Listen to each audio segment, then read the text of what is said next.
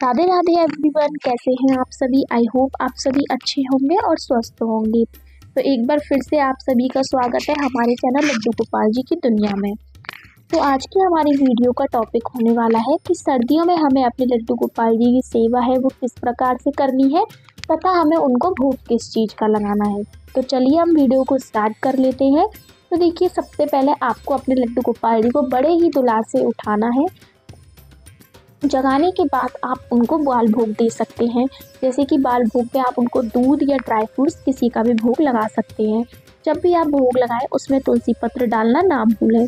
भोग लगाने के बाद अब हम अपने लड्डू गोपाल जी को स्नान कराएंगे। देखिए, जिसमें मैं डेली स्नान कराती हूँ लड्डू गोपाल जी को, वही वाली परात मैंने ले ली है। साथ में ही मैं उसमें एक स्वास्तिक बना लूँगी। स्वास्तिक बनाने के बाद मैं उसमें थोड़े से फूल डाल दूँगी। अगर आपके पास फूल है तो आप वो ले सकते हैं, नहीं अगर आपके पास फूल नहीं है तो आप उसको छोड़ सकते हैं। देखिए, उसके बाद मैंने अपने लाला को पात्र में विराजमान कर लिया है। अब मैं अपने लाला को धीरे धीरे स्नान कराऊंगी। तो देखिए, सर्दियों में हमें अपने लाला को जो गुनगुना जल है उससे स्नान कराना चाहिए। देखिए, साथ में ही मैं उनको कच्चे दूध से भी स्नान करा रही हूँ।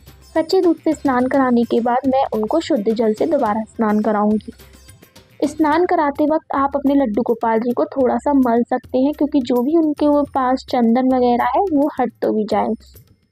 स्नान कराने के बाद अब हम लाला को अच्छे से जो भी उनकी टॉवल है साफ उस पर पोंछ लेंगे। और जो ये स्नान वाला जल है आप उसको तुलसी के क्यारे में डाल सकते हैं। आपको इधर उधर उसको नहीं फेंकना है।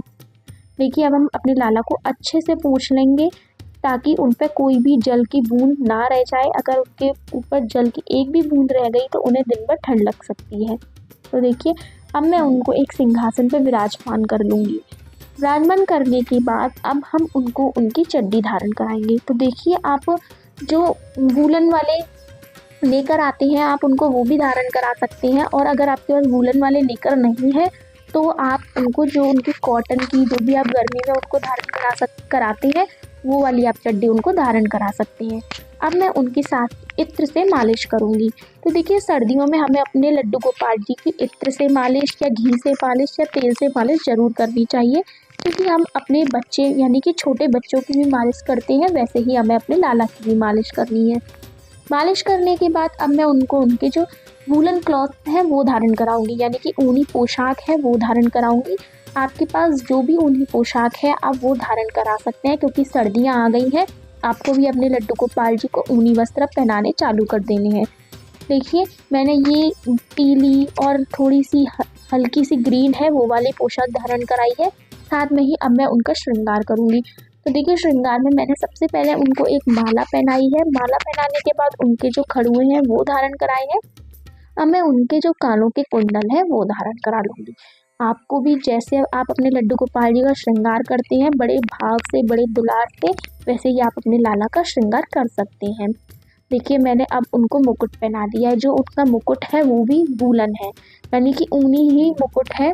जो भी आपके लड्डू गोपाल जी का मुकुट है आपको अब लड्डू गोपाल जी को टोपे वगैरह जो भी उनके टोपे हैं आप उनको निकाल दीजिए और उनको पहनाना स्टार्ट कर सकते हैं।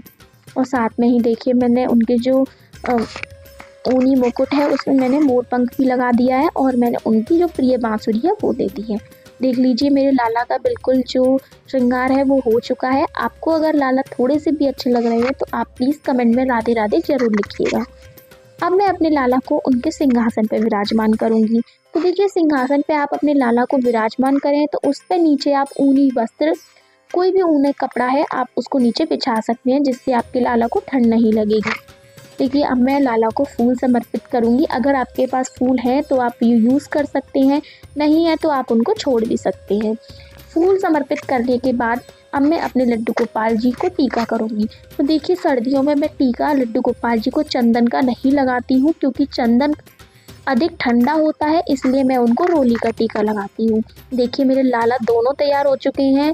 अब मैं उनकी आरती करूँगी। तो देखिए, आरती आपको जो भी आती है आप वो आरती कर सकते हैं। आरती करने के बाद उनको आरती समर्पित कर दीजिए।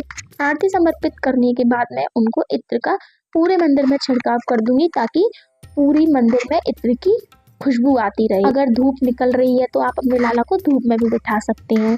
देखिए, मैंने अपने लाला को दर्पण भी दिखा दिया है। दर्पण दिखाने के बाद अब हम उनको लगाएंगे भोग।